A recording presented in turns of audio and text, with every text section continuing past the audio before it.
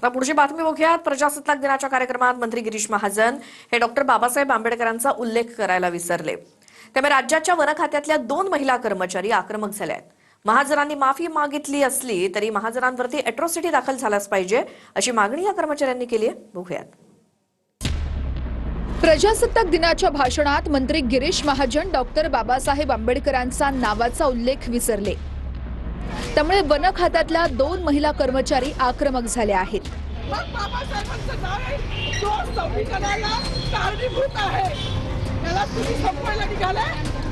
दोन महिला कर्मचाऱ्यांनी महाजनांविरोधात नाशिकच्या सरकारवाडा पोलीस ठाण्यात लेखी तक्रार दाखल केली आहे। गिरीश महाजन यांच्या विरोधात अॅट्रॉसिटीचा गुन्हा दाखल करावा, अन्यथा उपोषणाला बसण्याचा इशारा वन खात्यातल्या या 2 महिला कर्मचाऱ्यांनी दिलाय। त्यांच्यावर अॅट्रॉसिटी टाकण्यात यावी ही मागणी केली आहे। रितसर तो तक्रार अर्ज दिला आहे। आमचे शेकडोनी वकील कामाला लागले आहेत की ह्या प्रकरणात अॅट्रॉसिटी होते का, आणि जर झाली तर आम्ही सोडणार नाही, आणि होत असेल आणि सगळं कायद्यात बसून आणि जर पोलिसांनी किंवा अगदी गृहमंत्र्यांनी त्याच्यात टाळाटाळ केली तर मी त्याच्याच दारात उपोषण करून त्याच्या गळ्याचा फास बनल्याशिवाय राहणार। मागणी आमची अशी होती की जे माननीय महोदयांनी स्टेजवर जे काही जयघोष केला छत्रपती शिवाजी महाराजांचा, संभाजी महाराजांचा, ते तर आमचे आदर्श आहेतच, त्यांना तर आम्ही मनापासून मानतोच। परंतु आज संविधान लागू झालेलं आहे। 26 जानेवारी 1950 रोजी जर संविधान लागू झालेलं आहे तर मग आजच्या दिवशी बाबासाहेबांना का डावललं जातंय? 26 जानेवारीला गिरीश महाजन यांच्या हस्ते नाशिकमध्ये ध्वजवंदन झालं। त्यानंतर गिरीश महाजन यांनी एक छोटं भाषण केलं, पण या भाषणात डॉक्टर बाबासाहेब आंबेडकरांचा उल्लेख करण्यास गिरीश महाजन विसरले। त्यामुळे वनरक्षक माधवी जाधव कार्यक्रमातच आक्रमक झाल्या।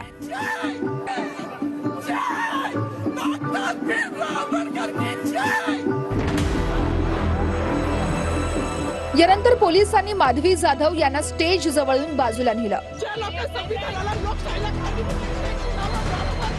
तरीही माधवी जाधव यांचा संताप कमी झाला नाही। अखेर जाधव यांना पोलीस गाडीतून दुसरीकडे नेण्यात आलं। बाबासाहेबांचं नाव आहे जो संविधानाला कारणीभूत आहे, त्याला तुम्ही संपवायला निघाले। मला मीडियाशी घेणं नाही, मॅडम मला सस्पेंड केलं, मी आळूचे गाड्या उपसी, मी माती काम करीन, पण बाबासाहेबांची ओळख पुसून येणार, मला सस्पेंड करायचं करू शकता। माधवी जाधव यांचा व्हिडिओ व्हायरल झाल्यानंतर वंचित बहुजन आघाडीनं या प्रकरणात उडी घेतली। प्रकाश आंबेडकरांनीही माधवी जाधव यांना फोन केला।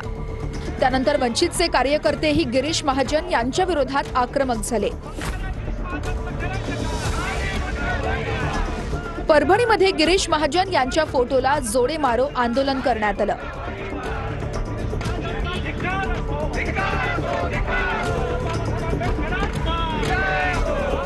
धुळ्यामध्ये गिरीश महाजन यांच्या प्रतिमेचं दहन करण्यात आलं।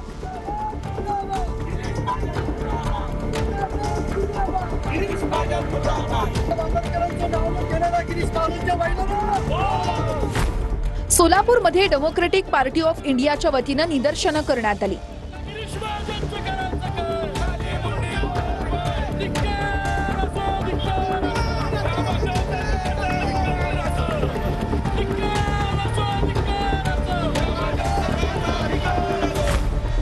सोलापूर जिल्ह्यातल्या माढ्यामध्ये महाजन यांच्या विरोधात घोषणाबाजी करण्यात आली।